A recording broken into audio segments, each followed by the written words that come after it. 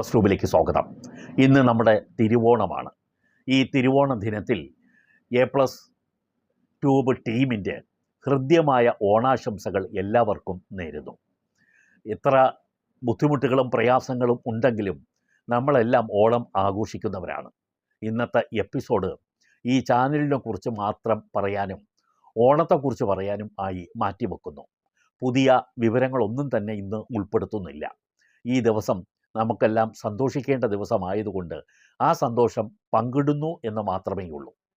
നമ്മുടെ ചാനൽ എന്ന് ഈ ചാനലിനെ ഞങ്ങൾ വിശേഷിപ്പിക്കുന്നു, അതേ രീതിയിൽ വിശേഷിപ്പിക്കുന്ന ഒരു പ്രിയപ്പെട്ട വ്യക്തിയെക്കുറിച്ച് പറഞ്ഞുകൊണ്ടാണ് ഈ എപ്പിസോഡ് ഞാൻ ആരംഭിക്കുന്നത്. അത് ഞങ്ങളുടെ പ്രിയപ്പെട്ട ബിജു ആണ്, ബിജു ഗോപാലൻ.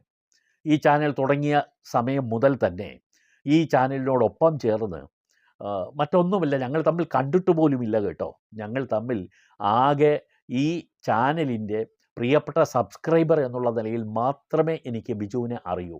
ബിജുവിൻ്റെ ഫോൺ നമ്പർ പോലും എനിക്ക് അറിയില്ല. ബിജുവിന് എൻ്റെ ഫോൺ നമ്പരും അറിയില്ല. ആകെ അറിയുന്നത് ഞാൻ സൂചിപ്പിച്ചതുപോലെ ഈ ചാനലിൻ്റെ സബ്സ്ക്രൈബർ ആണെന്നുള്ള നിലയിലും ഈ ചാനലിനെ തുടക്കം മുതലേ പിന്തുണയ്ക്കുന്ന ഒരാളെന്നുള്ള നിലയിലുമാണ്. നമ്മുടെ ചാനൽ എന്നാണ് ബിജു എപ്പോഴും ഈ ചാനലിനെ അഭിസംബോധന ചെയ്യുന്നുള്ളത്. ഈ അദ്ദേഹത്തിൻ്റെ എല്ലാ കമൻറ്റുകളിലും നമ്മുടെ ചാനലിന് ആശംസകൾ എന്നാണ് എഴുതുന്നത്.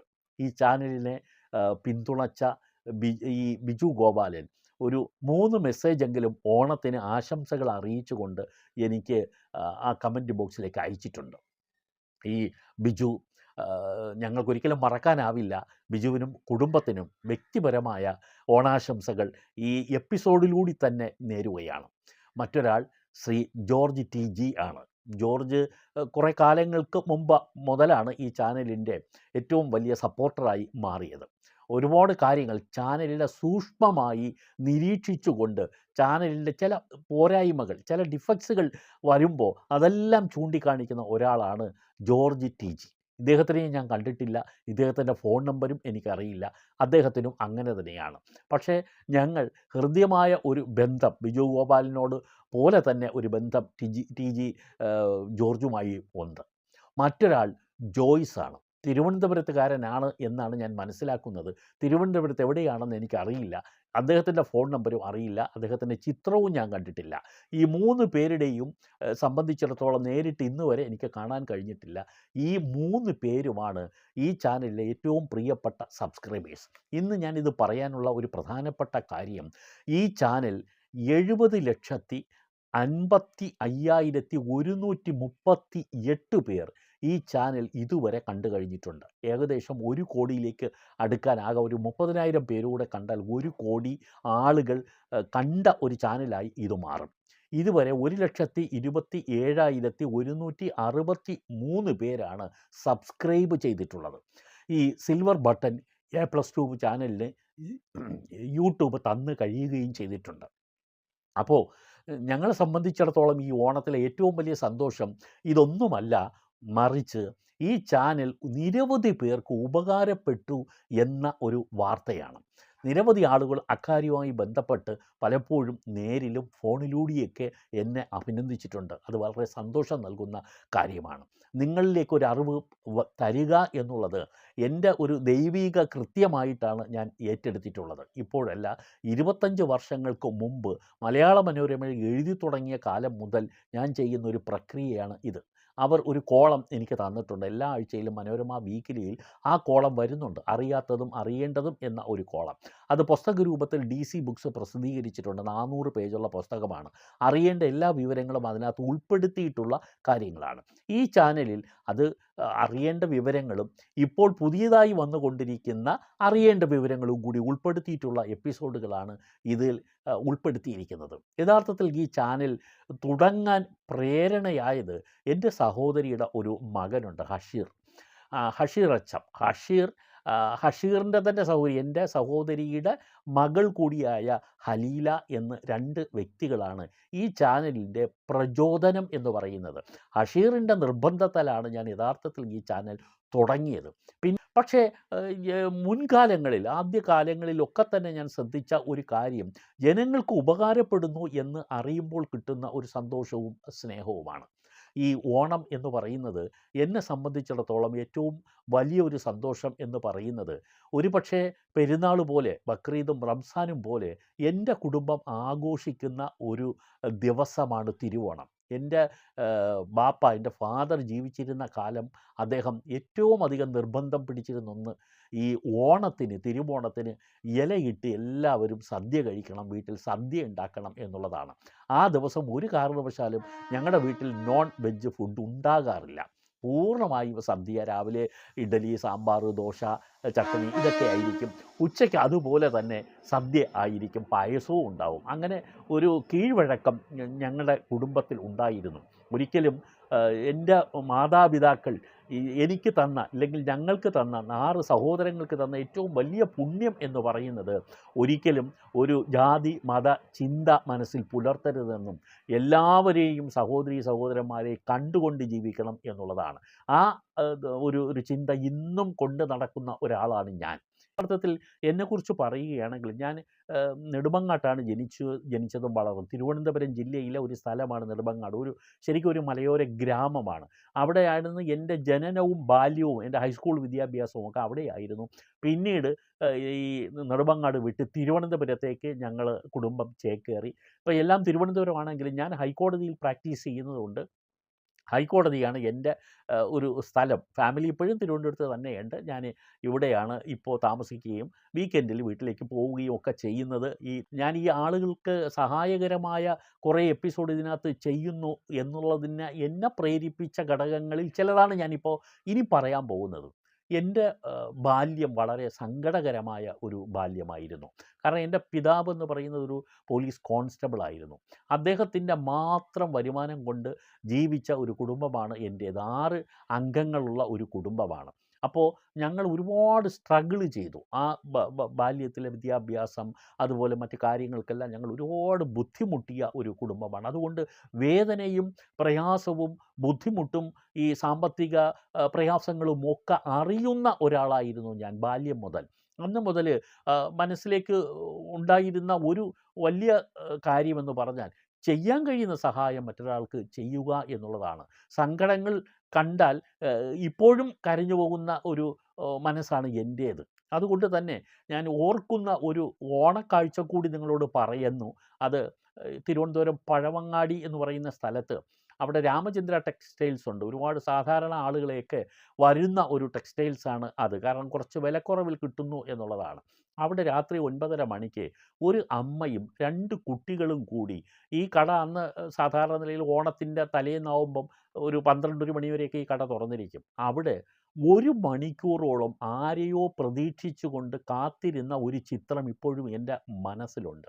ആ വ്യക്തികൾ പിന്നീട് എനിക്ക് മനസ്സിലായി. ഞാൻ ആ സമയം അവിടെ എനിക്ക് മറ്റ് ചില സുഹൃത്തുക്കളുമായി സംസാരിച്ചു കൊണ്ട് നിൽക്കുമ്പോഴൊക്കെ ഞാൻ ഇവരെ ശ്രദ്ധിക്കുന്നുണ്ടായിരുന്നു.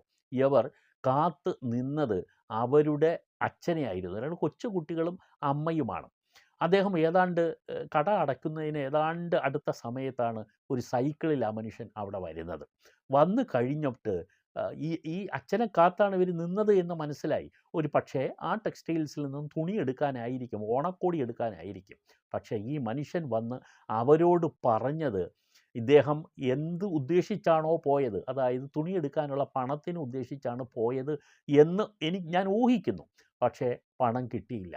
അത് ഈ അമ്മയോടും കുട്ടികളോടും അദ്ദേഹം പറയുന്നതും, അവർ ഈ അമ്മ, അതായത് അദ്ദേഹത്തിൻ്റെ ഭാര്യ കുട്ടികളെയും വലിച്ചുകൊണ്ട് വളരെ സങ്കടത്തോടെ കണ്ണീർ തുടച്ചുകൊണ്ട് ഇങ്ങനെ അവിടെ നിന്ന് തിരിച്ചു പോകുന്നതും, അദ്ദേഹം പിന്നാലെ സൈക്കിളും ഉരുട്ടിക്കൊണ്ടുപോയി വിളിച്ചിട്ട് നിൽക്കാതെ ഈ അമ്മ മക്കളെയും വലിച്ചു കൊണ്ടുപോകുന്ന ഒരു കാഴ്ച ഇന്നും ഏത് ഓണത്തിനും എൻ്റെ മനസ്സിനെ വല്ലാതെ അലട്ടുന്ന ഒരു ചിത്രമാണ്.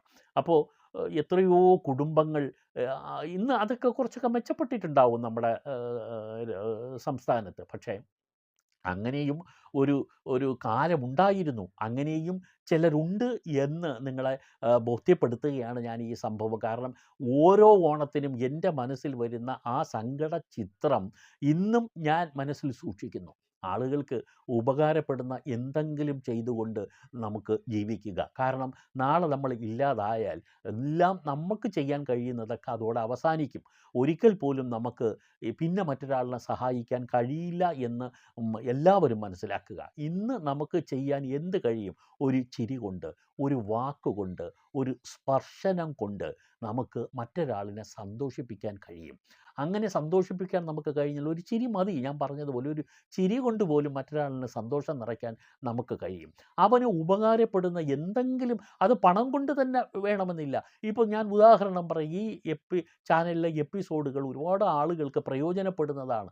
നിങ്ങൾക്ക് അത് നിങ്ങളുടെ ഈ മറ്റൊരാളിനോട് പറഞ്ഞു കൊടുത്ത്, നിങ്ങളെ സമീപിക്കുന്ന ഏതെങ്കിലും ഒരാളിനോട് പറഞ്ഞു കൊടുത്ത്, ഇല്ലെങ്കിൽ നിങ്ങൾ അത് ആ അവസ്ഥ അറിയുന്ന ഒരാളിനോട് അങ്ങോട്ട് പറഞ്ഞു കൊടുത്ത് നിങ്ങൾക്ക് അവരെ സഹായിക്കാൻ കഴിയും. കാരണം എല്ലാവരും ഒരു കാര്യങ്ങളൊക്കെ അതാത് സമയം അറിയുന്ന ആളുകളല്ല. പറഞ്ഞു കൊടുത്ത് നമ്മളെ സഹായിക്കാൻ കഴിയും. ഞാൻ ലക്ഷ്യം വെക്കുന്നത് അതാണ് ഈ ചാനലിലൂടെ. എനിക്ക് പറയാനും ചെയ്യാനും കഴിയുന്നത് എൻ്റെ പരിധിക്കുള്ളിൽ നിന്നുകൊണ്ട് ഈ ചാനലിലൂടെ ഞാനത് പറയുന്നു. യഥാർത്ഥത്തിൽ എനിക്ക് യൂട്യൂബിൽ നിന്നും വലിയ വരുമാനമൊന്നും കിട്ടുന്നില്ല. ഒരു വസ്തുത ഞാൻ നിങ്ങളോട് പറയുകയാണ്. ഞാൻ ഈ എന്തെങ്കിലും ഈ ഏകദേശം 2 വർഷത്തോളമാകുന്നു ഈ ചാനൽ തുടങ്ങിയിട്ട്. കൊറോണ സമയത്ത് കുറേ നാൾ ഈ ചാനൽ ചെയ്തില്ല. അങ്ങനെ കുറേ അങ്ങ് പോയി. എല്ലാവരും കൊറോണ കാലത്ത് ചെയ്തു, ഞാൻ ചെയ്തില്ല. ചെയ്യാൻ ഉള്ള സാഹചര്യം ഇല്ലാത്തതുകൊണ്ട് ഞാനങ്ങ് ചെയ്തില്ല എന്നുള്ളതാണ് വസ്തുത. അത് കഴിഞ്ഞാൽ പിന്നെ തുടർച്ചയായിട്ട് എല്ലാ ദിവസവും ഇടുന്നുണ്ട്. പക്ഷേ കിട്ടുന്ന വരുമാനം നിങ്ങൾ കേട്ടാൽ നിങ്ങൾ ചിരിച്ചു പോകും. അത്ര നിങ്ങളെല്ലാം കരുതുന്ന പോലെ യൂട്യൂബിലൊന്നും വലിയ വരുമാനമൊന്നും കിട്ടൂല. കിട്ടുമായിരിക്കും സിനിമയോ അതേപോലെ എൻ്റർടൈനിങ് ആയിട്ടുള്ള ചാനലുകൾ, ട്രാവൽ ചാനലുകൾ, കുക്കിംഗ് ചാനലുകൾ, അങ്ങനെയൊക്കെ ആളുകൾക്ക് എല്ലാം കാണുന്ന ഇഷ്ടപ്പെട്ട ചാനലാണെങ്കിൽ തീർച്ചയായും അതിന് വരുമാനം കിട്ടുന്നുണ്ടാവാം. പക്ഷേ ഇത് ചിലരൊക്കെ കാണും, ചിലരൊന്നും കാണില്ല. ഇഷ്ടപ്പെട്ട സബ്ജക്റ്റ് ആണെങ്കിൽ കാണും, ഇല്ലെങ്കിൽ കാണില്ല. അങ്ങനെയൊക്കെ ഉള്ളൊരു ചാനലാണ്. അതുകൊണ്ട് എനിക്ക് വലിയ വരുമാനമൊന്നും ഇല്ല. ആ ഒരു മറ്റൊരു എപ്പിസോഡിൽ വ്യക്തമായി എത്ര രൂപയാണ് കിട്ടുന്നത് എന്ന് മനസ്സിലാക്കാം. നിങ്ങളോട് പറഞ്ഞു തരാം. അത് ഇപ്പോൾ ഇതിൻ്റെ കൂട്ടത്തിൽ പറഞ്ഞാൽ നിങ്ങൾക്ക് തന്നെ വിഷമം തോന്നും. അതുകൊണ്ട് ഞാൻ പറയുന്നില്ല എന്നേ ഉള്ളൂ. കാരണം എന്നോടൊരു സഹതാപം തോന്നും. ഇത്രയും കാശും വാങ്ങിച്ചിട്ട് ഇദ്ദേഹം ഇത് ചെയ്യുന്നല്ലോ. കാശൊന്നും അല്ല, ഞാൻ അതിനകത്തുള്ള ഏണിങ്സ് അല്ല ലക്ഷ്യം വെക്കുന്നത്. എന്തെങ്കിലും ആർക്കെങ്കിലും ഉപകാരപ്പെടുന്ന എന്തെങ്കിലും ഒരു കാര്യം എൻ്റെ ജീവിതത്തിൽ എനിക്ക് ചെയ്യണം. അത് ചെയ്യാനുള്ള ഒരു ഒരു പ്ലാറ്റ്ഫോമായിട്ടാണ് യൂട്യൂബിൻ്റെ ഈ ചാനൽ ഞാൻ കാണുന്നത്. എന്നെ സപ്പോർട്ട് ചെയ്യുന്ന ഞാൻ നേരത്തെ പറഞ്ഞ എല്ലാവരും ആ മനസ്സ് ഉള്ള ആളുകളാണ്. ഇപ്പോൾ ഞങ്ങളുടെ ടീമിൻ്റെ കൂടെ ബിൻസി എന്ന് പറഞ്ഞൊരു ഒരാളും കൂടി ചേർന്നിട്ടുണ്ട്. ബിൻസി ഒരുപാട് ഈ ചാനലിൻ്റെ ടെക്നിക്കൽ സപ്പോർട്ടൊക്കെ ആരംഭിച്ചിട്ടുണ്ട്.